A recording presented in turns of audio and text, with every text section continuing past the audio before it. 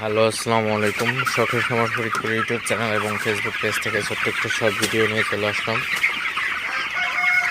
তো আজকে আপনাদের সাথে একটা বিষয় নিয়ে আলোচনা করব, ব্রয়লার মুরগির ওজন বাড়ানোর নিনজা টেকনিক। তো ভিডিওটিকে স্কিপ না করে অবশ্যই শেষ পর্যন্ত দেখবেন এবং যারা ইউটিউব চ্যানেল থেকে দেখতেছেন অবশ্যই চ্যানেলটি সাবস্ক্রাইব করে দেবেন।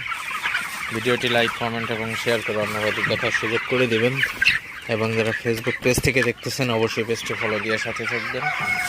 তো ভিডিওটি শুরু করা যাক।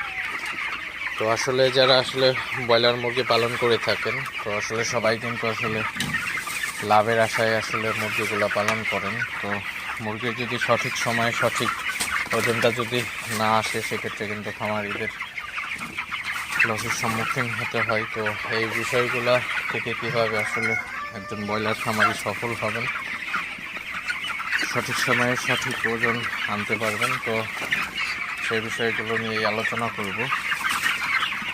তো ব্রয়লার মুরগির আপনার ওজন বাড়ানোর জন্য একটি ওষুধ এবং আপনার একটা কৌশল আছে, কৌশলটা আপনাদের সাথে শেয়ার করতেছি। তো প্রথমেই কৌশলটার কথা বলি। তো ব্রয়লার মুরগির ওজন বাড়ানোর সবচেয়ে বড় একটা টেকনিক হচ্ছে ব্রয়লার মুরগিকে বেশি বেশি তাড়ানো।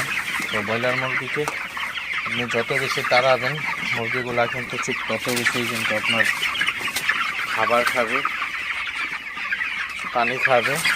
সেক্ষেত্রে কিন্তু আপনার মুরগিগুলার ওজনটা কিন্তু অনেক বাড়বে। তো ব্রয়লার মুরগি কিন্তু অলস প্রজাতির একটা মুরগি, আপনারা সবাই জানেন। না তাড়াইলে কিন্তু বসে থাকে। তো মুরগিগুলা যদি বসে থাকে, আপনি যদি না তাড়ান, সেক্ষেত্রে কিন্তু মুরগি কিন্তু খাইতে পারবে না।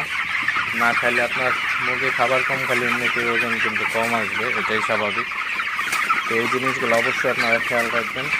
মুরগিগুলাকে আপনি যত পারেন মুরগিগুলাকে তাড়াবেন, দিনে রাতে আপনি আধা ঘন্টা পর পর মুরগিগুলাকে তাড়ান। দেখবেন মুরগিগুলার কিন্তু ওজনটা কিন্তু খুবই ভালো আসবে। যতটা পারেন মুরগিগুলাকে সবসময় তাড়াই রাখবেন। মুরগিগুলাকে তাড়াইলে মুরগি সুস্থ থাকে, মুরগির হজম ক্রিয়া কিন্তু ভালো হয়, মুরগি খাবার খায়। মুরগি দুর্বল মুরগি থাকলেও কিন্তু সুস্থ হয়ে যায়। মুরগি হাঁটাচলা করলে, মুরগি বসে থাকলে কিন্তু মুরগি প্যারালাইজড হয়ে যায়। অনেক সময় মুরগির খাবার প্রতি অনীহা চলে আসে, বসে থাকতে থাকতে পর্যায়ে দেখা যায় মুরগির গ্রোথটা একদম থেমে গেছে, মুরগি কিন্তু ক্যাট হয়ে যায়। তো এই বিষয়গুলো আপনারা অবশ্যই খেয়াল রাখবেন।